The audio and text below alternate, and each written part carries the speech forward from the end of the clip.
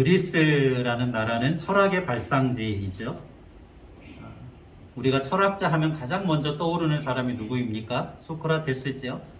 소크라테스가 그리스 아테네를 중심으로 주전 477년부터 399년까지 활동했습니다. 악법도 법이라는 정말 유명한 말을 남겼지요.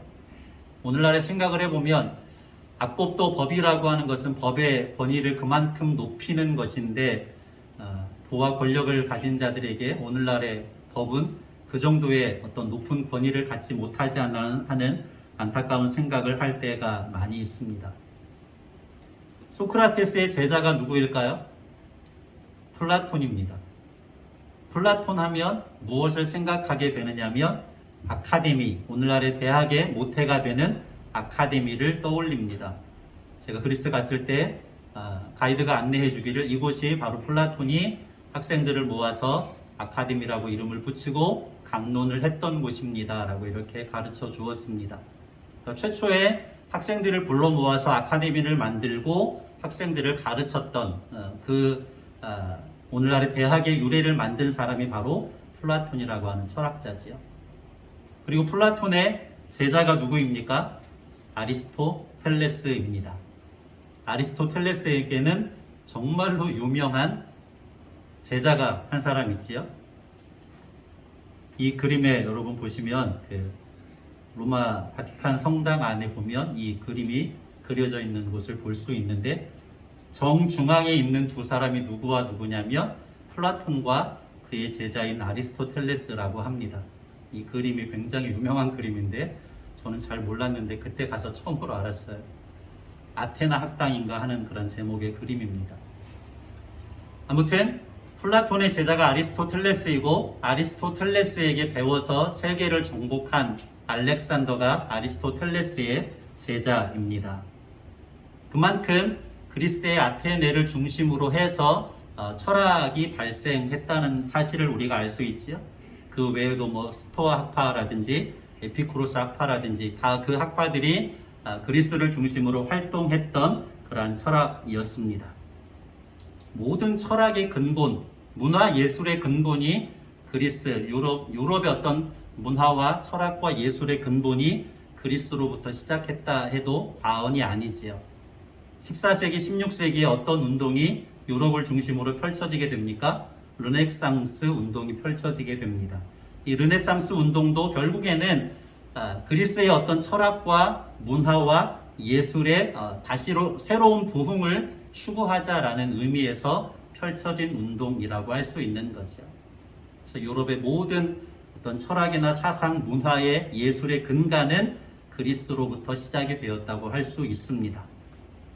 사도행전 17장에 가보면 그러한 그리스의 가장 중심지였던 아테네지요. 사도 바울이 복음을 전하는 장면이 나오는데 한번 찾아볼까요? 사도행전 17장 21절입니다. 우리가 잘 아는 유네스코 보물 1호가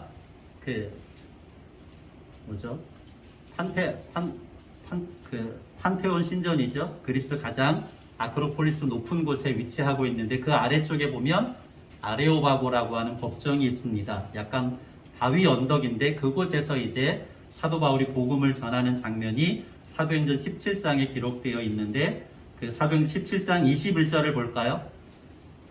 아덴 사람이 어떤 특징을 가지고 있는지, 그리고 아덴에서 살짝 조금만 밑으로 내려가면 고린도입니다. 그래서 그 아덴의 영향권 안에 있는 거죠.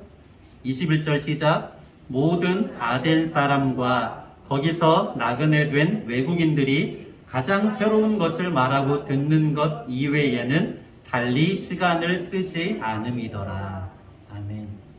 이 그리스 아테네 사람들은 새로운 어떤 철학 사상들이 들려오면 그것에 대해서 큰 관심을 가지고 논쟁을 하기를 좋아하고 그것을 듣기를 좋아했습니다. 그래서 바울이 복음을 전할 때도 어떤 특별한 새로운 철학 사상인 줄로 생각을 하고 바울에게 듣기를 원했던 것이죠.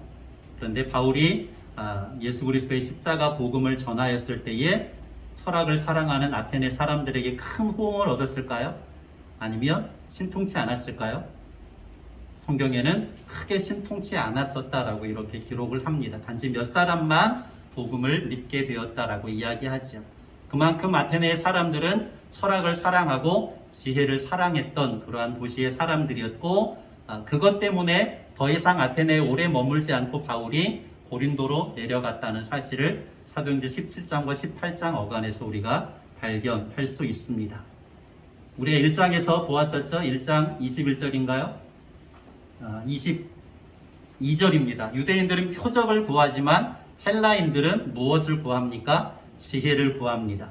알렉산더 대제가 세계를 정복하고 무력으로 정복한 것도 중요했지만 가장 큰 알렉산더의 업적은 자신이 정복한 나라에 무엇을 배포했기 때문입니까? 헬라 철학과 사상과 문화를 그 나라들에 배포했다는 사실이죠. 그래서 헬레니즘이 알렉산더 대제가 정복한 그 나라들에는 휩쓸어 버렸습니다. 문화와 사상과 철학들이 그 나라들을 휩쓴 것이지요. 그 영향 아래 자리 잡고 있었습니다. 바울 사도 당시에는 그 정도의 어떤 철학의 부흥기가 아니라 철학의 쇠퇴기이기는 했지만, 그럼에도 불구하고 이 그리스 중심으로 한 사람들은 철학을 사랑하고 좋아했고 논쟁하기를 좋아했고 지혜를 자랑하던 사람들이었음을 알 수 있습니다. 그래서 그렇게 지혜를 자랑하기를 좋아하는, 또 음란의 도시였고 우상의 도시였고 무역의 중심지이기도 했던 고린도였지만 지혜를 자랑하기 좋아했던 사람들에게 참된 지혜가 무엇이냐라고 하는 것을 오늘 2장에서 가르치면서 너희가 분쟁하는 원인은 하나님의 지혜를 잘 알지 못하고 세상의 지혜로 하나님의 지혜를 받아들이려고 했기 때문이다 라는 사실을 가르치면서 참된 하나님의 지혜를 가르치고 있습니다. 이 말씀의 내용을 통하여서 저와 여러분이 하나님의 참된 지혜로 충만할 수 있는 은혜의 시간이 되시기를 예수님의 이름으로 간절히 축원합니다. 1장과 2장을 자세하게 읽어보면 가장 많이 두드러지게 나오는 단어가 있습니다. 첫 번째로 눈에 띌 수밖에 없는 단어예요. 그 단어가 무엇입니까?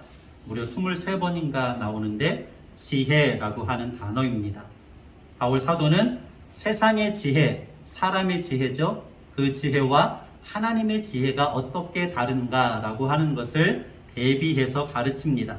앞서 말씀드렸던 것처럼 헬라인들의 지혜는 철학자들의 어떤 사상, 그들의 가르침 이런 것들이 그들 내면 속에 자리 잡고 있는, 그래서 헬라인들이 말하는 지혜라고 하는 것은 소크라테스나 플라톤이나 아리스토텔레스나 스토아 학파나 에피쿠로스 학파나 이런 학파들이 가르쳤던 그 지혜와 맥을 같이 하고 있다고 할 수 있는 거죠. 화려한 말의 언변, 그것을 많은 사람들이, 헬라 문화권에 있는 사람들이 좋아했습니다. 그 화려한 언변의 사상의 논리에 매혹되었다라고 하는 것이지요. 그만큼 철학자들은 말과 논리의 연금술사들이라고 할 수 있습니다. 매혹적이었던 것이지요. 요즘 제가 읽고 있는 책 중에 나테두시의 풀꽃이라는 그 시가 중간에 나오는데 여러분 들어보셨으리라고 생각합니다. 이런 짧은 시지요. 자세히 보아야 예쁘다. 오래 보아야 사랑스럽다. 너도 그렇다. 굉장히 짧은 시입니다. 자세히 보아야 예쁘다. 오래 보아야 사랑스럽다. 너도 그렇다. 그냥 풀꽃을 노래한 시입니다. 그냥 풀꽃이죠. 얼마든지 그냥 대수롭지 않게 지나쳐 버릴 수 있는 풀꽃입니다. 누구나 자세히 보려고 하지도 않고 관심을 두려고 하지도 않습니다. 그런데 이 시인이 풀꽃을 자세히 보았고 들여다보았고 그 풀꽃이 얼마나 아름다운지를 깨달았고 이 언어를 통하여서 누구도 쉽게 자세히 보지 않는, 그냥 쉽게 지나쳐버리는 풀꽃이 아름답게 되살아나고 있는 것을 보게 되죠. 그것이 언어의 말의 힘이고 능력이라고 생각을 합니다. 헬라 사람들은 이렇게 말의 힘을 좋아했습니다. 화려한 언변으로 논쟁하는 것들을 좋아했습니다. 그것이 그들의 지혜였다라고 하는 것이지요. 그러한 세상의 지혜, 사람의 지혜를 자랑하는 철학자들, 그들에게 사도 바울은 1장에서 우리가 들었던 것처럼 무엇이라고 이야기합니까? 그 헬라 사람들이 좋아하는 말의 지혜로 화려한 언변으로 복음을 전하려고 하지 않았다. 이렇게 이야기합니다. 무엇 때문입니까? 그 화려한 말의 지혜 때문에 예수 그리스도의 십자가가 가려지는 것을 원하지 않았기 때문이지요. 만약에 화려한 언변으로 논리적으로 예수님의 십자가의 복음을 전하려고 했다라고 하면 본질적으로 예수님의 십자가는 사라지고 사도 바울의 말, 그것만이 남았을지도 모르죠. 많은 사람들은 바울파라고 하면서 새로운 철학의 학파가 나타났다 이렇게 환영했을지도 모릅니다. 그런데 사도 바울은 분명하게 이야기하죠. 나는 말의 지혜로 복음을 전하려고 하지 않았다. 오직 예수 그리스도의 십자가만을 전하였다. 이렇게 분명하게 이야기하고 있습니다. 그러면서 1장에서 우리가 보았던 것처럼 사도 바울은 고린도 교회가 분쟁하고 분파를 나누고 다투고 있는 원인이 자랑과 무지 때문이었다는 것을 이야기하고 있지요. 하나님의 지혜를 깨닫지 못하고 사람의 지혜로, 세상의 지혜로 자랑하다 보니 분파가 생겨난 것입니다. 바울파가 생겨나고 게바파가 생겨나고 그리스도파가 생겨나서 나뉘게 된 것이지요. 아볼로파는 아볼로를 자랑하고 게바파는 게바를 자랑하고 또 바울파는 바울을 자랑하게 되었다는 것입니다. 그들은 사람의 지혜를 추구했고 세상의 지혜로, 철학적인 지혜로 그리스도의 복음을 받아들이려고 했기 때문입니다. 철학자들이 학파를 나누어서 서로 논쟁했던 것처럼 복음을 받아들이려고 했던 것이지요. 그것은 예수 그리스도의 십자가 복음에 대한 무지에서 오는 것이다. 이것을 사도 바울은 우리가 지난 시간에 나눴던 것처럼 분명하게 가르쳐 주었습니다. 그래서 오늘 이제 6절부터는 사도 바울이 본격적으로 이제 세상의 지혜가 무엇이고 하나님의 지혜가 무엇인가, 세상의 지혜와 하나님의 지혜가 어떻게 다른가 이것을 설명하면서 6절에 한 가지 전제를 두고 있습니다. 6절을 같이 볼까요? 오늘 고린도 전서 2장 6절입니다. 시작. 그러나 우리가 온전한 자들 중에서는 지혜를 말하노니 이는 이 세상의 지혜가 아니요 또 이 세상에서 없어질 통치자들의 지혜도 아니요.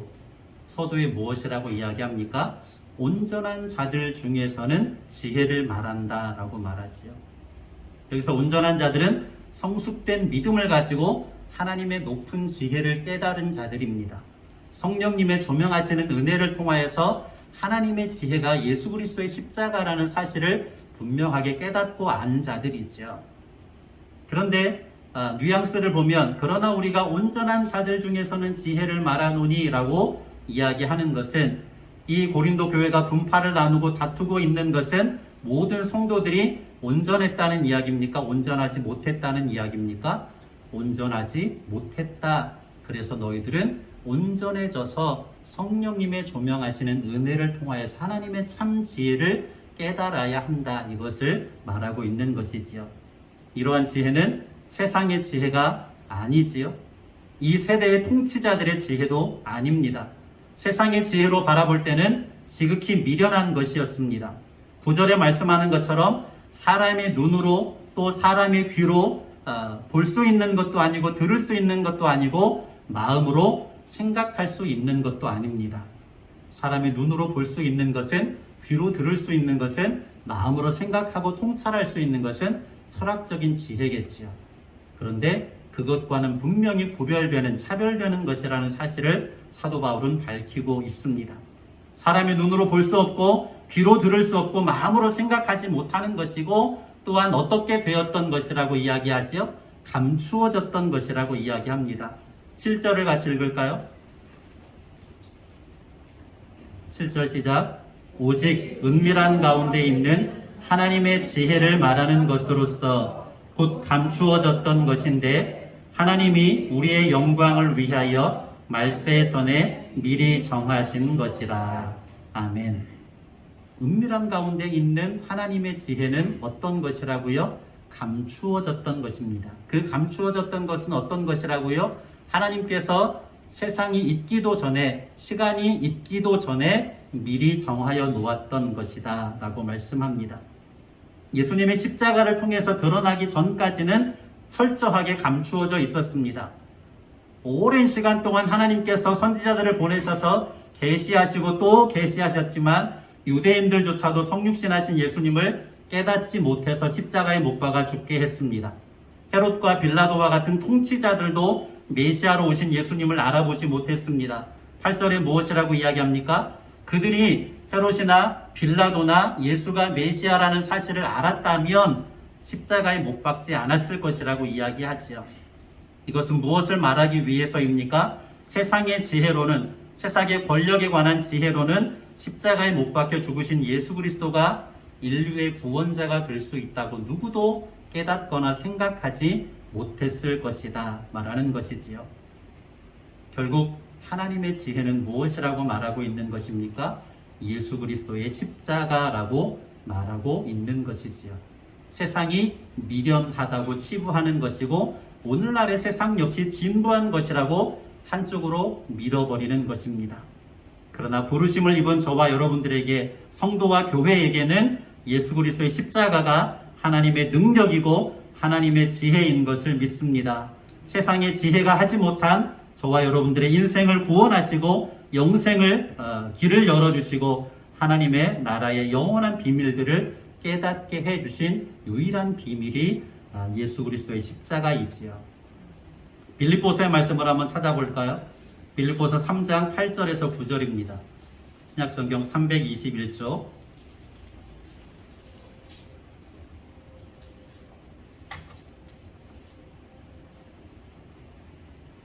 빌립보서 3장 8절과 9절입니다. 또한 모든 것을 해로 여김은 내 주 그리스도 예수를 아는 지식이 가장 고상하기 때문이라. 내가 그를 위하여 모든 것을 잃어버리고 배설물로 여기고 그리스도를 얻고 그 안에서 발견되려 함이니 내가 가진 의의는 율법에서 난 것이 아니요 오직 그리스도를 믿음으로 말미암은 것이니 곧 믿음으로 하나님께로부터 난 의라. 아멘. 바울도 배움과 지혜에 있어서는 그 누구에게도 뒤지지 않지요. 오늘날로 말하면 박사학위가 3개씩이나 있는 사람이었습니다. 그런데 세상의 그 모든 지혜와 지식을 무엇처럼 여겼다라고 말합니까? 배설물처럼 여겼다고 말합니다. 무엇을 알고 나서부터는? 그리스도를 알고 나서부터는, 예수님의 십자가와 부활의 복음을 알고 나서부터는 세상의 모든 철학이나 모든 지혜나 모든 지식이 다 배설물처럼 여겨졌다는 것이죠. 왜냐하면 그리스도를 아는 지식이 가장 고상했기 때문입니다.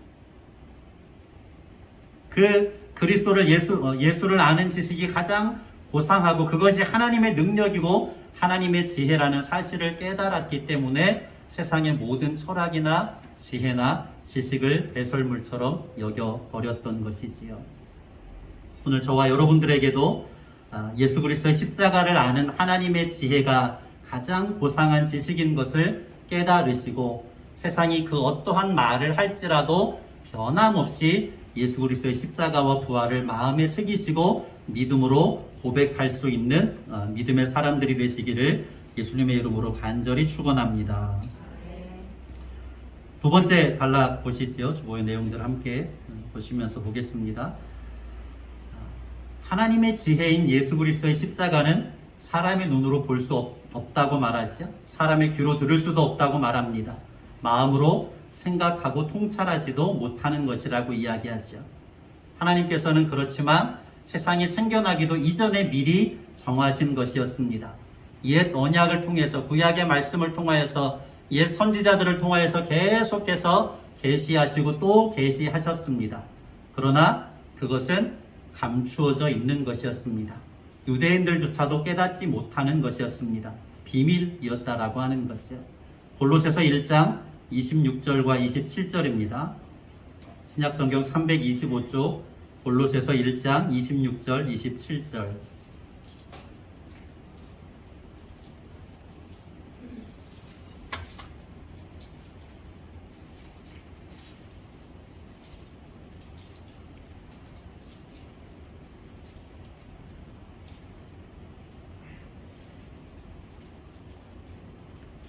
(26절과 27절) 같이 봅니다.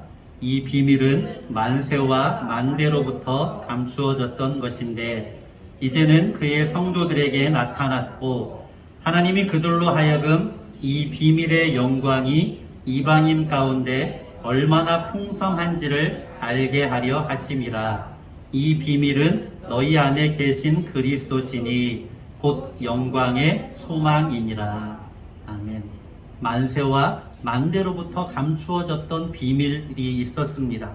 그런데 이 비밀이 무엇이라고 27절에 말씀합니까? 너희 안에 계신 그리스도이시다라고 말씀하고 있습니다. 이 비밀이 그동안 감추어져 있었던 것은 무엇 때문일까요? 오직 성령님의 감동하시는 은혜를 통해서만 깨달을 수 있기 때문입니다. 예수님의 제자들이 3년여 동안 예수님에게 직접 현장에서 눈으로 보았고 귀로 들었습니다. 그 많은 가르침들을 보았습니다. 배웠습니다. 그런데도 예수님의 십자가의 진리를 성령이 임하셔서 깨닫게 해주시기까지는 알지 못했습니다. 예수님의 십자가의 의미가 어떤 의미를 가지고 있는지를 깨닫지 못했었다는 거죠. 예수님께서도 그 사실을 이미 가르치셨는데 요한복음 14장 26절입니다. 우리가 잘 아는 말씀이죠. 신약성경 173쪽 요한복음 14장 26절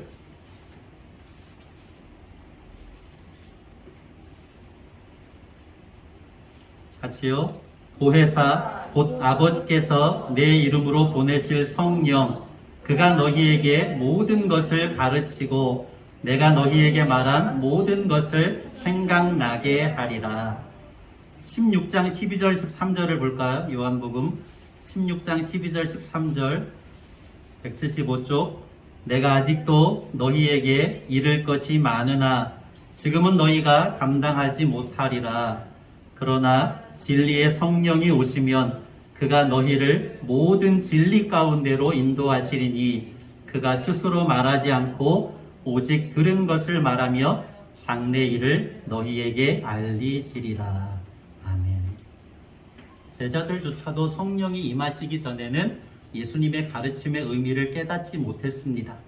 예수님도 너희가 성령이 오시면 너희들에게 임하게 되어지면 내가 너희들에게 가르쳤던 모든 진리들에 대해서 생각나게 해주실 것이다. 깨닫게 해주실 것이다 라고 말씀하죠.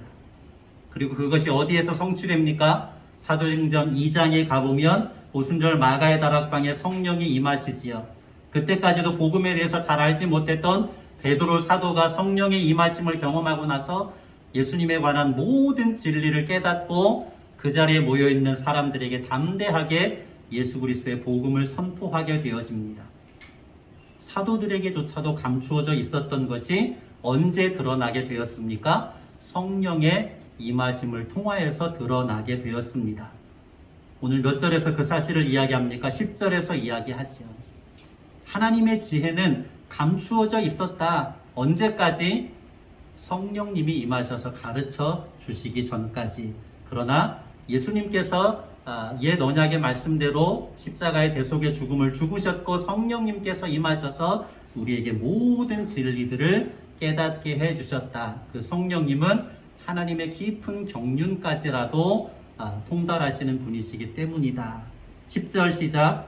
오직 하나님이 성령으로 이것을 우리에게 보이셨으니 성령은 모든 것 곧 하나님의 깊은 것까지도 통달하시느니라. 아멘. 표준세번역 성경에서는 이 말씀을 이렇게 표현합니다. 하나님께서는 성령을 통하여 이러한 일들을 우리에게 계시해 주셨습니다. 성령은 모든 것을 살피시니 곧 하나님의 깊은 경륜까지도 살피십니다. 이렇게 번역하지요. 그리고 본문 11절에서는 무엇이라고 이야기합니까? 사람의 깊은 속은 누가 가장 잘 압니까? 사람 속에 있는 영이 가장 잘 안다고 하는 것이지요. 그렇다고 하면 하나님의 깊은 것은 누가 가장 잘 압니까? 하나님의 영이신 성령님께서 가장 잘 안다는 것이지요. 그리고 나서 12절을 볼까요? 본문 12절 시작.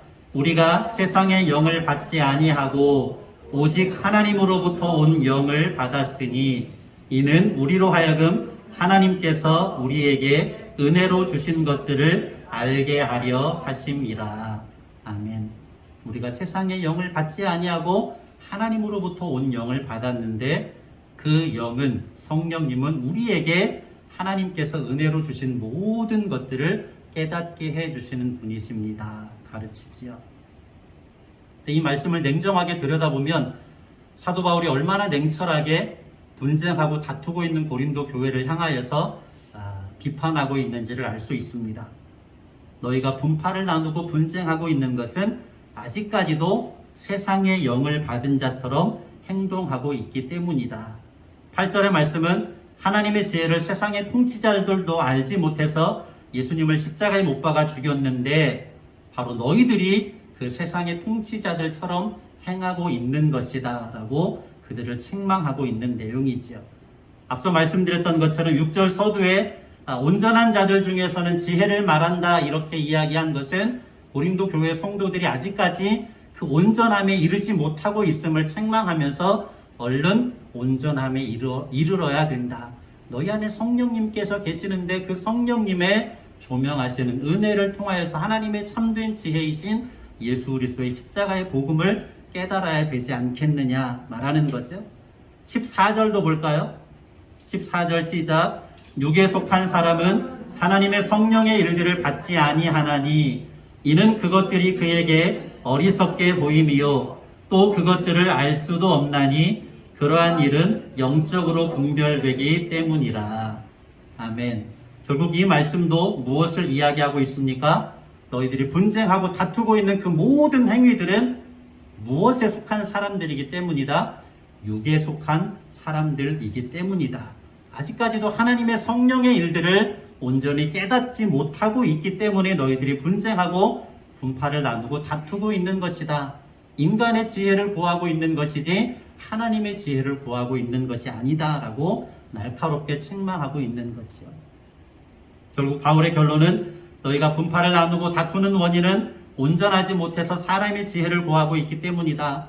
사람의 지혜로 그리스도를 알려고 했기 때문에 사람의 지혜로 그리스도를 가르치고 전하려고 했기 때문에 너희들이 분쟁하고 분파를 나누고 다투고 혼란을 겪고 있는 것이다 말씀하고 있는 거죠. 하나님의 지혜는 세상의 지혜로 판단할 수 없는 것이다. 사람의 지혜로는 결코 하나님의 지혜이신 예수 그리스도를 절대로 깨달을 수 없지 않느냐. 그런데 너희는 왜 사람의 지혜로 세상의 지혜로 예수 그리스도를 깨달으려고 하느냐. 그것이 너희들에게 다툼과 분쟁을 일으키고 있지 않느냐라고 지적하고 있는 거죠. 16절의 말씀을 볼까요? 사도 바울의 결론적인 교훈을 16절에서 주고 있습니다. 16절 시작. 누가 주의 마음을 알아서 주를 가르치겠느냐. 그러나 우리가 그리스도의 마음을 가졌느니라. 아멘. 세상의 철학과 지혜로는 주님의 마음을 알 수도 없고 가르칠 수도 없습니다.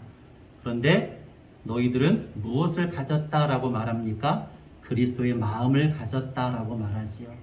여기서 그리스도의 마음은 그리스도의 영이신 성령님을 의미합니다. 너희 안에 성령님이 계시지 않느냐? 그런데 왜 세상의 지혜를 가지고 그리스도를 깨달으려고 하느냐? 너희 안에 임재하시는 사람의 마음을 가장 잘 알 수 있는 것이 사람의 영이듯이 하나님의 마음과 하나님의 뜻을 가장 잘 알 수 있는 것이 하나님의 영이 아니겠느냐? 하나님의 영이 너희 안에 있는데 왜 세상의 지혜를 가지고 세상의 철학을 가지고 그리스도를 알려고 하느냐? 너희 안에 임하신 하나님의 성령의 조명하시는 은혜를 통해서 하나님의 지혜를 깨달아야 된다. 이렇게 말씀하고 있는 거죠. 너희가 세상의 지혜로 자꾸 그리스도를 알려고 하니 분쟁이 일어나고 분파가 일어나지 않느냐. 그러나 너희 안에 그리스도의 마음이 있다. 그리스도의 영이신 성령님께서 임재하고 있다. 더 이상의 다툼이 아니라 분쟁이 아니라 성령님의 지혜와 감동하시는 은혜를 통하여서 무엇에까지 이르러야 된다? 온전한 믿음에까지, 성숙된 믿음에까지 이르러야 된다. 이것을 강력하게 가르치고 있습니다. 단언컨대 여러분들은 하나님의 나라에서 어떤 큰 대형 교회의 성도님들보다 훨씬 더 많은 상급을 받게 될 줄로 믿습니다. 저는 조금도 의심하지 않고 확신합니다.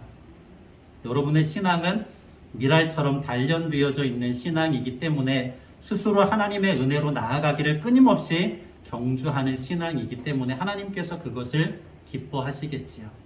그에 합당한 충분한 상급을 예비하여 주신 줄로 믿습니다.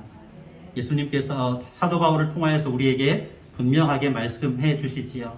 저와 여러분들은 주님의 마음을 가졌습니다. 우리 안에 성령님께서 임재하고 계십니다. 그 성령님의 말씀하시는 세미한 음성에 귀를 기울일 수 있으시기 바랍니다.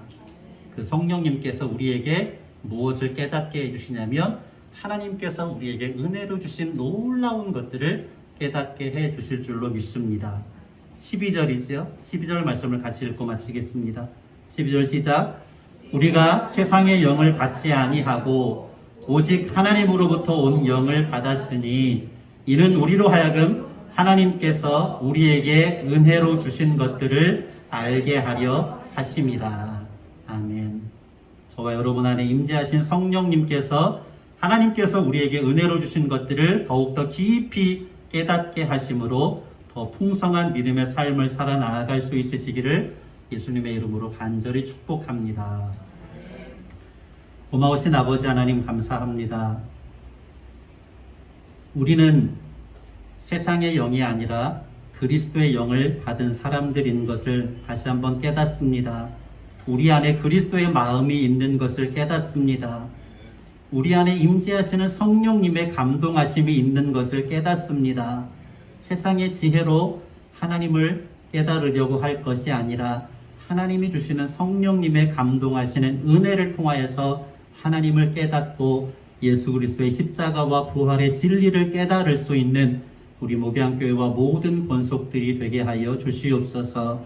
그리함으로 그 안에 담겨져 있는 하나님께서 우리에게 은혜로 주신 놀라운 비밀들을 깨닫고 그 안에서 풍성한 은혜를 누려갈 수 있는 우리 목양교회와 사랑하는 모든 권속들이 되게 하여 주시옵소서. 간절한 마음으로 축복하며 예수님의 이름으로 기도드립니다. 아멘.